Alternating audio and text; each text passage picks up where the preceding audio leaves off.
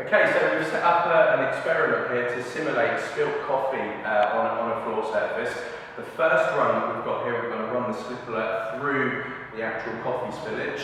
And the second run that we've got here, Faye's going to clean the coffee spillage from the floor without any chemicals, detergents, degreasers, just a dry mop essentially, and we will leave the residue from the coffee on the floor and see how that performs.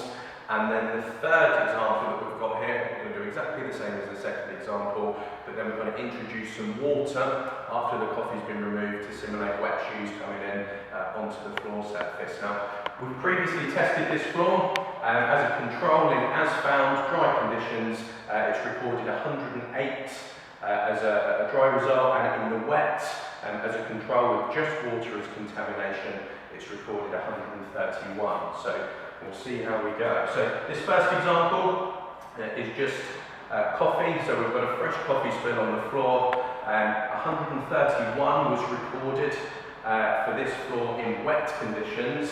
So now with wet and coffee, we've recorded 144 on our slip alert, so we can clearly see the effects that the grease and the fat have had on our contamination on the floor. So I'm going to ask Faye to clean up and dry the coffee spill that we've got on our floor. There we go. So now I've given the footer on the machine a nice clean, so we're not introducing any fresh contamination. There we go. So now, coffee having been dried from our floor surface, 108 was recorded as a control. There we go, and we've recorded 137. So as we can see, again, the grease and the contamination on the floor from the coffee has had quite a significant effect on our dry results. And now we're going to dry the coffee from the floor, and Faye's going to introduce just a small amount of water onto the floor surface, and we will show 131 was the comparison for this test for our control. There we go, and we're up to 141 this time. So again, we can show that the grease and the contamination from the coffee on the floor has reacted with the water and has made our wet result worse than if there was no contamination on the floor as well.